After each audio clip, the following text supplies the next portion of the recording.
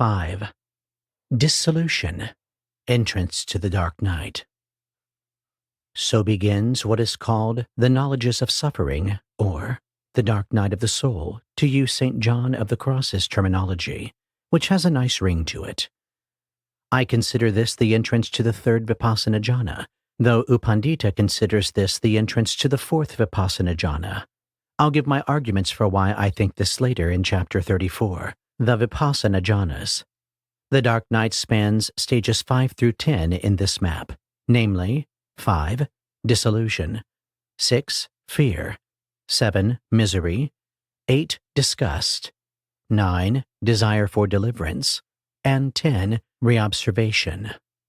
Stages 5 through 9 tend to come as a package, with one stage leading fairly quickly and naturally to the next. Stage 10, reobservation, tends to stand out as its own distinct and often formidable entity, like the icing on a very creepy cake. It should be noted that some pass through the dark night quickly and some slowly.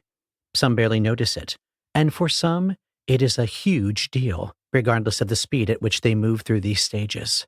Some may get run over by it on one retreat, fall back, and then pass through it with no great difficulty sometime later. Others may struggle for years to learn the lessons of these stages. I'm going to describe the dark night largely in extreme terms, but please understand that this is just to give a heads up about what is possible, not what is necessary, required, expected, or guaranteed. This is in response to, and to counterbalance the culture that has tried to ignore, minimize, or otherwise cover up these stages, and it may be, admittedly, an overreaction. Sometimes it is by overreacting that some synthesis, understanding, and integration can occur, so I like to believe this description will facilitate that process. As before, on retreat, these experiences are likely to be more intense and clear, though those on retreat who can keep practicing are likely to make much faster progress as well. On the other hand, practice in daily life can be powerful and sometimes very speedy. These things are strangely unpredictable. Enough disclaimers. Once we have crossed to the arising and passing away, and if we don't suddenly die or get severe brain damage due to some unfortunate life circumstances, we shall enter insight stages 5 through 10 regardless of whether we want to. It doesn't matter if we practice from this point on. Once we cross the ANP, we are in the dark night to some degree and become what is sometimes called a dark night yogi or simply dark nighter, until we figure out how to get through it. If we do get through it without getting to the first stage of enlightenment, we will have to go through it again and again until we do. I mean this in the most absolute terms. It appears to be a hardwired part of human physiology as far as I can tell. I have a very large and growing body of case studies and a wealth of shared experiences among meditation friends and acquaintances to back this up. And I am not alone. Tens of thousands of meditators have noticed these stages in their own practice, and countless teachers have noticed them also. As the meditation teacher Sean Pritchard says, some skillful teachers will at least give meditators a heads up after the ANP that what might be coming next can be challenging, and that on the other side of it is good stuff, namely equanimity. Even if they don't explicitly use these maps or specific stage labels, I will assert the odds are that most practitioners will do much better if warned ahead of time about what is about to happen after they cross the ANP. You see, the dark night typically begins with just about all the profound clarity, mindfulness, concentration, focus, equanimity, and bliss of the ANP dropping away. This is one of the hallmarks of dissolution. So also ends the cause and effect-like phenomena of the breath or walking, the shaking or jerking up and down in a way related to attention and noting, as well as all the fine vibrations and vortex-like raptures. People who are all into the Kundalini stuff are often left wondering why it just vanished. In contrast to the ANP, early on in the dark night stages, the frequency of vibrations disconnects from the cycle of the breath, remaining largely stable at whatever frequency is going on at that stage once they can be perceived again, in late dissolution or fear. whereas we might have felt that our attention had finally attained the one-pointed focus that is so highly prized in most ideals of meditation during the arising and passing away. During the dark night, we will have to deal with the fact that our attention is quite diffuse and its contents unstable. Further, the center of our attention becomes the least clear area of experience, and the periphery now predominates. This is normal and even expected by those who know this territory. However, most meditators are not expecting this at all, and so get completely blindsided and wage a futile battle to force their attention to do something that, at this part of the path, it won't do well at all. It is simply a third vipassana jhana thing, so you'd better get used to it. Those who try to go all first jhana with strong effort and narrow concentration will often find that the third vipassana jhana kicks their ass. Those who try to figure out how to work with the third vipassana jhana on its own terms are likely to do vastly better. If we have ever been meditating in a place with lots of mosquitoes buzzing in our ears in a way that made it very hard to concentrate on the primary object, we can get a sense of what our attention will be like in the dark night, particularly in its later stages. As the dark night progresses, it tends to get broader and more irritatingly buzzy. Rather than fighting this and ignoring the metaphorical mosquitoes, we should try to understand what it feels like to allow our attention to be however it is. Just as listening to discordant chromatic jazz with lots of jarring harmonies and instruments playing more at odds with each other than in synchrony takes some getting used to, the quality of attention in the dark night is an acquired taste. The sensations that arise tend to be very rich, complex, broad, and unsettling. Those who obsess over staying tightly one-pointed will suffer more than those who learn to stay with what is going on regardless of whether it feels like good meditation, and those who idealize good meditation as being very focused, stable, and pleasant will need to revise their expectations, as mature concentration is much more broad and inclusive, and it takes mature concentration to do well in these stages. Remember how I mentioned in the section on the ANP that the linear center of attention is really clear, second jhana attention mode won't work well later. This is that later. In that same vein, those who are using some other object as a focus will notice the same phenomenon of the attention being broader and the basic sense that attention seems to be out of phase with phenomena.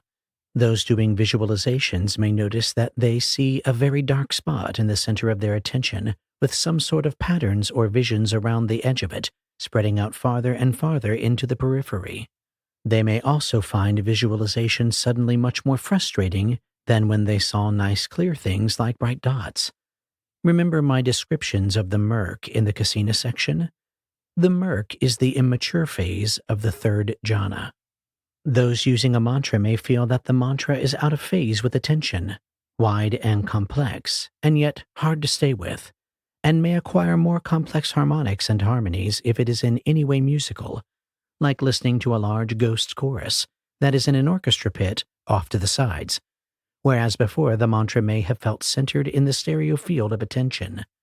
There will be individual variation in some aspects of these features, depending on object, focus, ability, and each person's proclivities, but some basic aspect will be universal, and I will talk more about these in Chapter 34, the Vipassana Jhanas. There are two basic patterns of vibrations in the dark night, and they are the dark night's defining characteristics, though again, plenty of people are not that good at perceiving the patterns or pulses of sensations, and few are good at counting frequencies.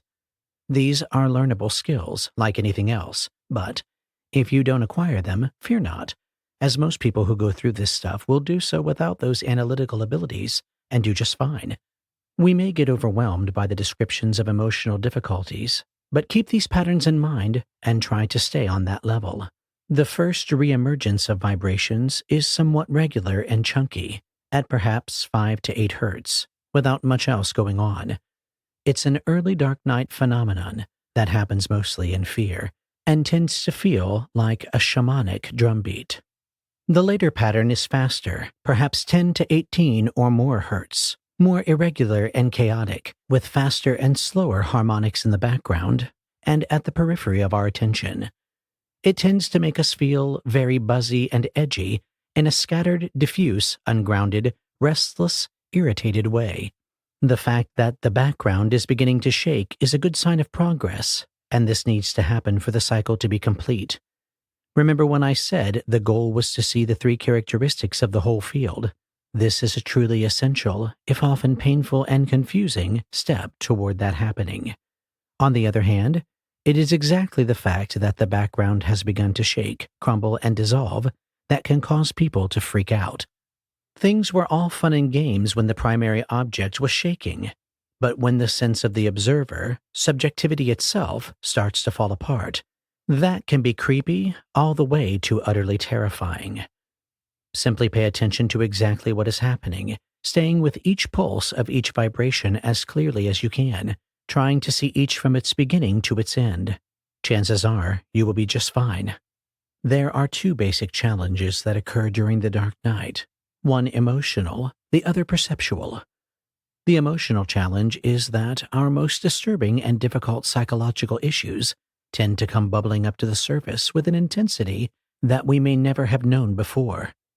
Remembering what is good about ourselves and our lives can be extremely difficult, if not seemingly impossible in the face of this. Our reactivity in the face of our dark stuff can cause us and those who must deal with us staggering amounts of needless suffering. The perceptual challenge is that we also begin to experience directly the fundamental suffering of duality, a suffering that has always been with us, but which we have never recognized with this level of intensity, never mind ever clearly comprehending its deeper existential implications. We face a profound and fundamental crisis of identity as our insight into the 3 characteristics begins to demolish part of the basic illusion of there being a separate or permanent me. This is a kind of suffering that has nothing to do with the circumstances of our life, and everything to do with the basic misunderstanding of all of it. It occurs when we are in this strange in-between territory, where everything is having a wrecking ball brought to it, but something better to resort to hasn't yet surfaced. In short, some of the dark night stages can feel like we are up serious shit creek without a paddle and headed immediately over the waterfall. My apologies for the swear words that appear in this section, but they convey a gritty emotional honesty that I feel more polite language can't capture. Dealing with either of these 2 issues, that is, our dark stuff and our fundamental identity crisis, would be a difficult undertaking, but trying to deal with both at once is at least twice as difficult and can sometimes be so overwhelming as to preclude normal functioning. It goes without saying that we tend not to be at our best when we are overwhelmed in this way. The frequent knee-jerk response is to try to make our minds and our world change to try to stop the suffering we are experiencing. But when we are deeply into the dark night, we could be living in what others might consider paradise and not be able to appreciate this at all. And so this solution is guaranteed to fail. How many emails I have received from miserable dark nighting meditators who are now recovering from their retreat on a beach in Thailand and still having a wretched time in that gorgeous, peaceful place? Way more than makes any sense if you don't know meditation map theory. Thus, my strong advice is to work on finishing up this cycle of insight, and then work on your stuff from a place of insight, clarity, and physical and emotional balance, rather than trying to do so in the reactive and disorienting stages of the dark night. I cannot make this point strongly enough. As Kenneth, who has a gift for precise language and teaching, so aptly put it, the dark night can really fuck up your life. This stage is what curse words were designed to honestly illuminate. Allow me to give you 2 hard-won pieces of advice that I have found make all the difference in the face of these stages. First, make the time to do basic insight practices. Do your very best to get enough insight into the 3 characteristics to understand these stages well enough so that they move on to what comes next. Make time for retreats or solitude, and don't get stuck in the dark night. You and everyone around you will be happy that you did. The second piece of advice is to have a no bleed-through policy, when you suspect you are in the dark night. This is how strong skills in training in morality can save your ass. It might best be expressed by two simple mantras: do no harm, and keep your shit together. This is obviously great advice for life in general, and it applies doubly here.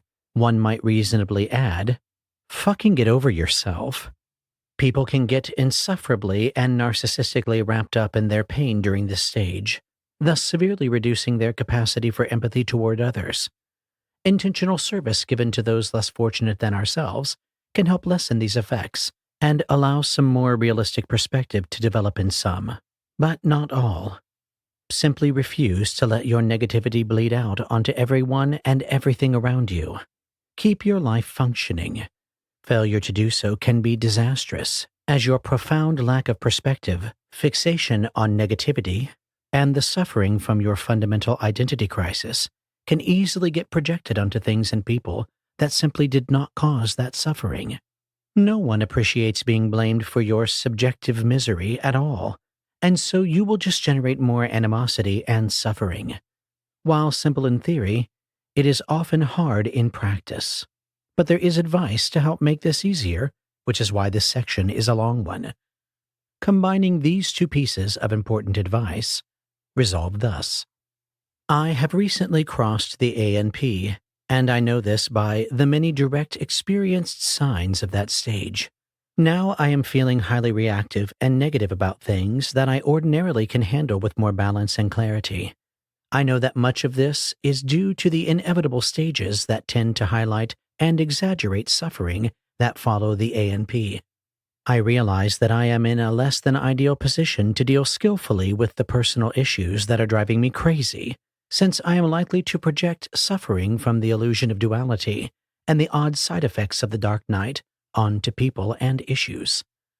I have been warned by master meditators who have successfully navigated this territory that projecting my stuff out onto phenomena is an extremely bad idea and an even worse experience.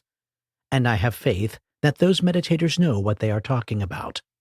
Even if these issues seem very real and valid, I am likely to blow them way out of proportion and not be able to bring balance, compassion, or kindness to resolving them. By contracting into my own reactive misery and confusion, I could easily and unnecessarily hurt others and myself. Thus, I resolve to keep my darkness to myself, tell only those who are skilled in navigating dark night territory, or otherwise share it in a way that protects others and does not project it out onto my world and them. This way, I will spare those around me needless suffering which they do not deserve. In short, I will use the meditation map theory to keep the reins on my dark stuff and deal with it in ways that are known to help rather than harm. I will make time for insight practices and retreats during which I will simply see the true nature of the sensations of whatever arises, however difficult, painful, extreme, or compelling, and not indulge in the spin cycle of ruminating on content for one skinny minute. I affirm that doing this is within the scope of my strength, capacity, and power. In this way, I will be able to navigate this territory skillfully and not damage the fragile and therefore precious relationships and routines of my daily life. Should I fail, I will actively seek counsel or help from those who are skilled in guiding others to maintain a healthy perspective in the face of dark night issues, until I can traverse the insight stages of the dark night as recommended by clear sensate investigation of my immediate experience. When I have attained to the first stage of awakening, or the next stage of awakening, that will be a great time to see how much of my negativity was valid and how much was due to my own lack of clarity and the side effects of the stages associated with the dark night. From that place of clarity, I will be much more likely to address those aspects of my life and character that really do need addressing and attending to, and be able to dismiss those paper tigers that I have created for myself. By not trying to take on all of this at once, that is, by gaining deep insights before tackling the personal issues, I am more likely to lead the happy and wise life I wish for myself and others. I will attain to both liberating insights and insights into my issues, and this will be of great benefit to myself and all beings. One of the primary reasons that I wrote this book was to provide this important resolution. I myself and those I love have suffered needlessly, and sometimes profoundly, from failure to follow this resolution. Were you hearing me say these things to you in person, you would see tears in my eyes right now and hear me choking up with sorrow as I recall those past events and reflect on what is happening around me as I write this. I beg you, for the sake of all that is good in this world, please make every effort to heed this advice. Unfortunately, not everyone seems to be able to do so.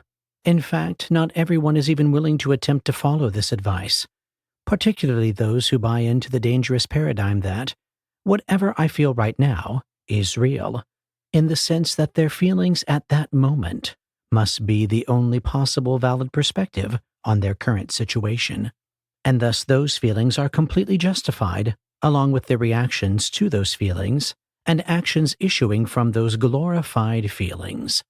There are those who simply don't believe that such a wondrous and holy thing as insight practices could produce such profound difficulties. There are also those who do not believe in the maps, or that the maps could possibly apply to their own very special and unique life. Lastly, there are a few whose pride and insecurity will not allow them to admit that they might be affected by the dark night in this way. I would therefore warn such people to stay the fuck out of the dark night until they come to a place where they are able to adopt at least some aspect of the above-mentioned resolution or apply the basics of the theory behind it. If you are not willing to at least try to make or live by some version of my recommended resolution, you should not attempt insight practices and should not cross the A&P, as doing so could promptly deliver you more harm than good, particularly if you have a non-existent to flimsy foundation in the first training of morality. I write about these stages much more as a lifeline to those readers who are currently in them than as some temptation to those who are not, and who are not ready for them yet. I take this as a calculated risk, realizing that some will not realize they are not ready for these practices, and will do them anyway. I am a big fan of fast sports cars, but I wouldn't give one to a 6-year-old. Just so, as you may have guessed, I am a big fan of insight practices, but I have concluded that those who do not use them responsibly, ethically, and intelligently should not use them at all, as doing so is too dangerous for themselves and others, causing too much trouble in the world to be of any significant benefit. This is not likely to be a popular view, particularly for those who want to sell meditation to a mass market, but I have experienced too much of what can go wrong when people refuse to try to live up to such a resolution. One problem is that some people cross the A&P and enter the dark night without doing formal insight practices. I did so when I was a teenager and had no idea what was going on. How to reach these people, I have no idea, but they tend to come wandering into spiritual communities soon enough. I hope they find people there who can help them sort out what has happened to them and provide appropriate contextualization and guidance. In my naive dreams, I imagine that one day there will be training on the maps and basic generic, non-sectarian, attentional, contemplative, and meditative development in elementary school, just as we learn about biology and math, such that it would be just another ordinary, accepted, standard part of human educational curricula. Then, everyone would know these stages for the ordinary, natural, human things they are. We are clearly a long way from that now, but hopefully, a few who run into this spiritual technology will help spread it and help people who have crossed the A&P to recognize it and handle it properly. Here's an analogy that arose in conversation with Dr. Willoughby Britton. Imagine if we didn't tell pre-adolescent females about menstrual periods, because somehow society in general had totally missed a pattern in which, somewhere around their teenage years, females started having approximately monthly episodes of vaginal bleeding, cramping, and mood instability. In this dystopian world, all these women would be wandering around, dealing with this on their own, having no idea that this was totally normal and that billions of others were experiencing the same thing. A very similar analogy can be constructed relating to pregnancy. Imagine if women didn't know about pregnancy and labor pains, so they start having sex. It feels good. And then they start to gain some weight. Then feel these strange movements in their enlarging abdomen, and all of a sudden, they start having these horrific pains that feel like pooping out a bowling ball that's going to split their pelvis in half. That's stressful enough, without having no idea what the hell is going on, or that you are having a baby. The dark night is like that for most people who go through it. They started meditation to gain relief, or just paid enough attention to their ordinary daily life to cross the ANP, hit the dark night, and are now like a pregnant woman who doesn't know what pregnancy is or what caused it. That same exact situation is what is happening globally with the ANP to dark night cycle, which is a strangely common part of human attentional development. How many people have crossed the ANP and entered the dark night territory? I have no idea. But I do know that the number is vastly higher than what most people would think, as most people have never even heard of this basic human progression of cultivated attention and its accompanying side effects. In the circles in which I run, the percentage is high. If you are reading this book, then it is likely to have happened for you, as reading a book like this and getting this far into it is the sort of thing that people above the ANP are much more prone to do. I rarely pull out the physician card in this meditation business, but I am pulling it now and throwing it down hard on the table. As a physician and trained scientist, I know as undeniable fact that the cycles of insight are an innate part of human development, occur on a broad scale, and cause profound physiological and psychological effects in significant numbers of people. I have seen it hundreds of times in others and experienced it many, many times myself. I also know for certain that meditative practices and map theory can help those in these stages. One day it will be part of standard psychological and medical curricula. Until then, needless, blind, uncontextualized suffering and chaos continue. How many people have been diagnosed with having bipolar II rapid cycling when they are just going through the ANP to dark night cycle? I have no idea. But it has happened to a few friends of mine who, later, suddenly were fine when they got further along in their practice. The resolution presented here and the spirit conveyed by it are an aspect of training in morality, and this sort of morality is one of our best friends in the dark night. When we adopt the spirit of this resolution, we do our conscious best to craft our way of being so we're kind and compassionate, and if that's not possible, non-harming to any being or object. Many people have commented that insight training is a monastic practice. If we can build our own virtual monastery through skillful speech and skillful action, then we do not need a monastery to protect us and the world from the potential side effects of our practice. We can live skillfully in the ordinary world and still make progress in insight. There are those who, while willing to conceptually buy the theory and spirit conveyed by the above resolution, are so completely overwhelmed by their personal issues and circumstances that they simply cannot follow through on the above advice after they get into the dark night, despite their kind and skillful intention to do so. My advice to them is to diligently and quickly seek qualified support and or professional help in the form of psychotherapists and their ilk until they can follow something like the above-mentioned resolution. Good friends and family can be helpful also. Realize that this is not an optimal way to go, as a lack of perspective and understanding of the dark night makes aspects of the therapeutic process more difficult. But for some, there will be no other option, and this solution is better than simply floundering. Further, only a small number of psychological professionals are currently aware of these very straightforward and predictable stages, something that I hope changes immediately.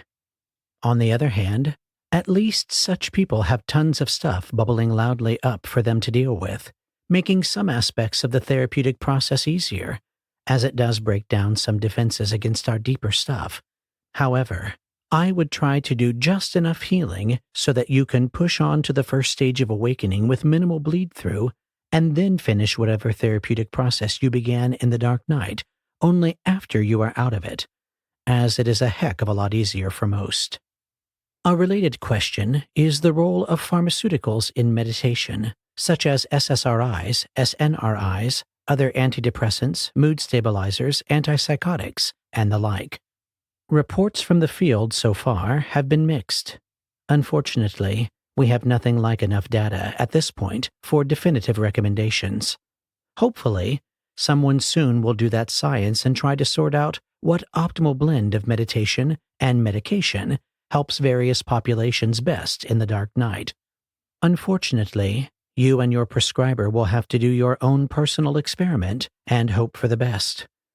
I have a general prejudice, based on not much information, that people should continue their medications and stay in close contact with their mental health practitioners, meditation teachers, and Dharma friends. I wish I could say more, but this science is still in its infancy. Also, exercise, a good diet, and just trying to maintain a sense of humor can go a long way sometimes. There is another seemingly positive way of looking at the dark night, or the knowledges of suffering, and it is one that doesn't really fit well with our mainstream ideas of how life should be. It is the view of the renunciate, which basically says, now I see the pain of my superficial and materialistic life, of my cravings that will never bring me happiness, of my worldly attachments, and that faulty house of cards I called a life. Far better to give it all up and take up the way of the Dharma. In fact, if you are reading Buddhist texts, particularly the Pali Canon, you will come across this point of view again and again. While I have generally advised doing otherwise, I can completely understand why someone would renounce their ordinary householder life and go forth to follow the Dharma. The problem comes when we have things like debt, children, spouses, sick or aging parents, and the like, and sorting out the ethics of these conflicts is complex. Regardless, the dark night does teach important lessons, and learning them is essential for moving to what comes next. These lessons do not require specific lifestyle choices for mastery, though the dark night does tend to call like a siren to people to make radical, renunciate lifestyle choices. Instead, it is a question of clear perception of, you guessed it, the three characteristics of the sensations that occur during those stages regardless of where you find yourself and how complex and overcommitted your life is. As I mentioned in Part 1, in anticipation of this section, each training has a specific kind of renunciation associated with it, and they could not be more different. Speaking of Part 1, now is a good time to go back and read the section on morality, as morality really helps in these stages, as at all other times. Behave well, speak well, earn a livelihood well if you can, be polite, helpful, patient, proactive, skillful, generous, compassionate, and honest as much as possible. Avoid unskillful coping mechanisms such as escaping into alcohol and drugs, or just a needless, sullen blue funk. Face your life proudly with poise and panache. Laugh, play, be brave like a spiritual warrior, like a ninja. You can even wear those cute little black tabby toe socks if this helps you. Be impeccable. Give to and help others.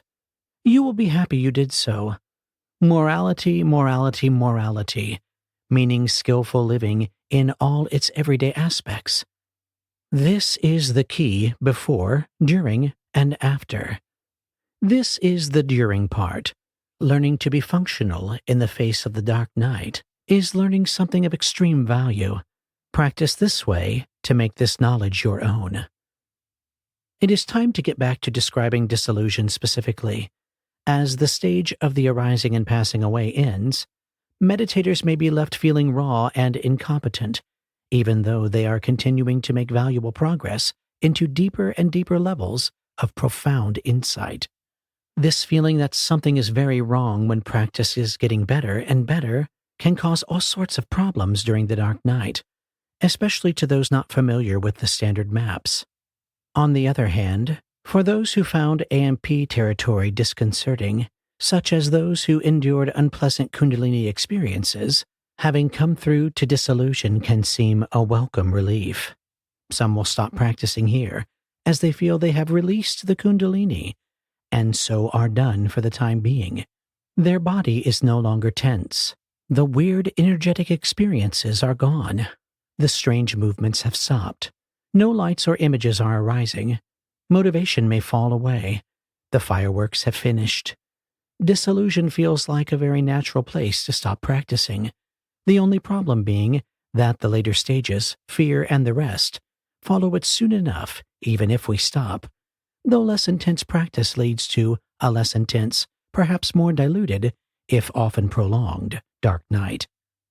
However, those who wish to keep doing formal practice may find dissolution frustrating, whereas just one stage ago they could sit for hours and perceive the finest vibrations of reality in exquisite detail. Now, reality appears to be slipping away, out of focus, vague, and hard to get a handle on. Whereas we may have had stellar posture in the ANP, now we go back to being run-of-the-mill mortals. Images of the body may become vague or even seem to disappear completely, similar to that which happens in formless realms, but without the clarity. Practice is likely to be more difficult, and we may experience pain from sitting that was basically completely absent during the previous stage.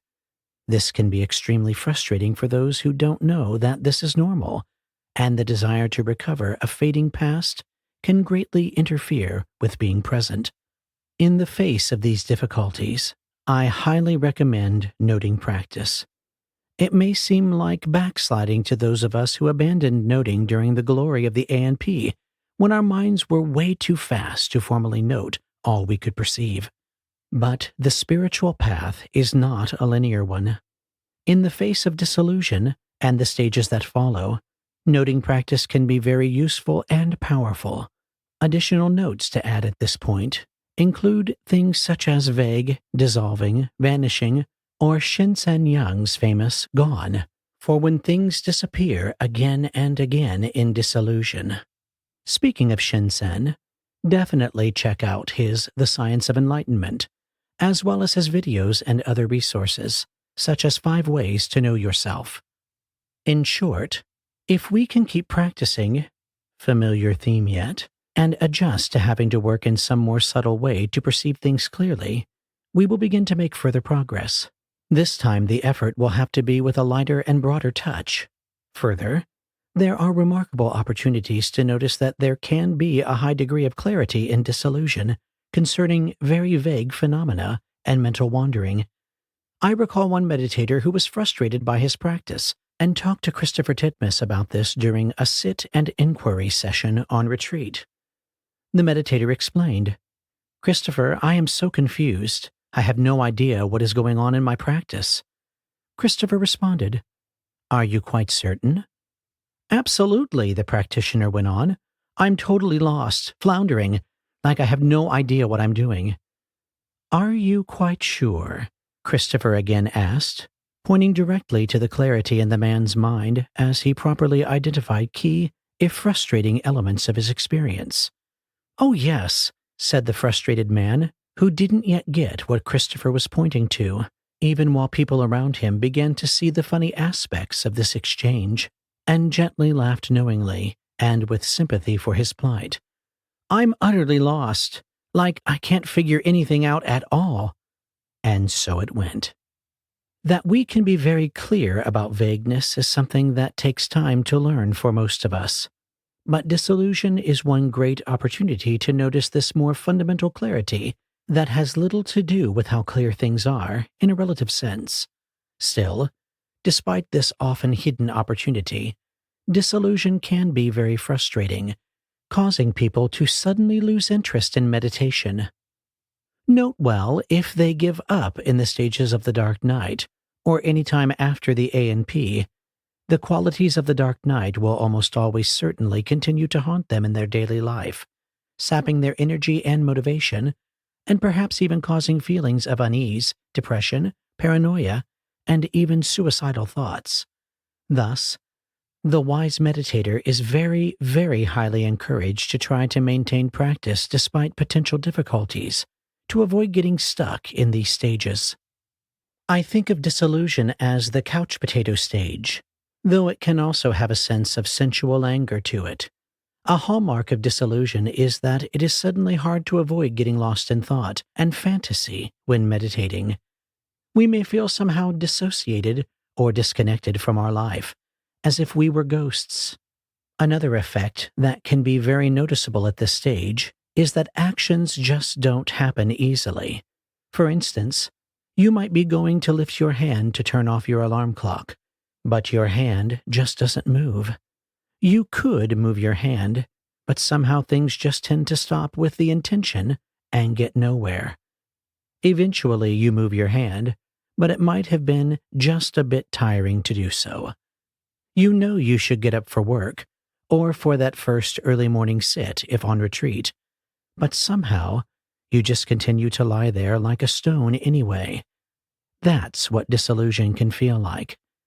Meditation can be the same way, and until we break out of this, things can get a bit mired down in the overstuffed cushions of disillusion.